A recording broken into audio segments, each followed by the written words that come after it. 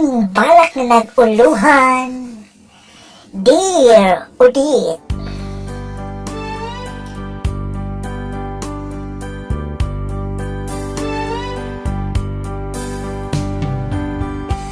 pagkawala mo'y batasan,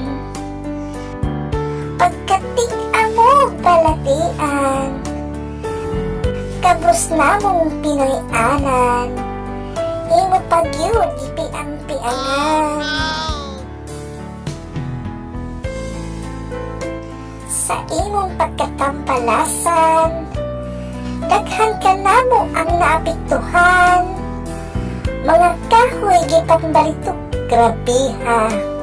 Sa dayin araw jud ka nadakpi bagyuha ka.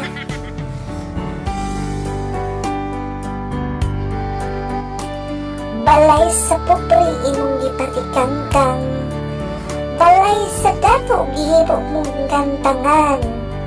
Ngano, unsa bagyod ang hinungdan, sa imong pagmangkas kami ang ipahimungtan.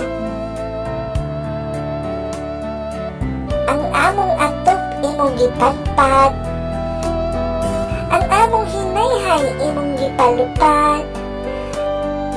Apan ngano kining maritis namong silingan, wa sa nimo gihuyong ngadto sa kapunaw-punawan. Imong gipatumba ang poste sa kurente, imong gipakamang ang mga saging ug lubi. Maayo gani ang gugma sa akong boyfriend, wa gyud nimo gipaling ngadto sa lain. Sa imong kabangis wa gyud kay gipili, tanan giatake madato man o mapobre.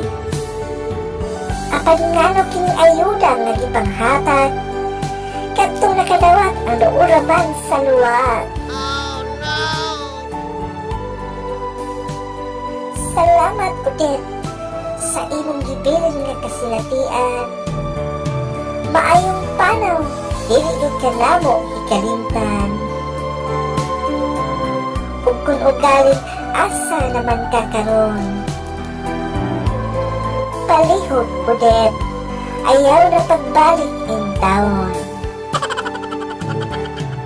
Shout out sa ating mga kaibigang mga vlogger. Shout out to Kicking Vlog. Shout out to Shutical Birungan Vlog. Shout out to Abner Berendon YouTube channel at sa kay Aisel ni Bandahon YouTube channel.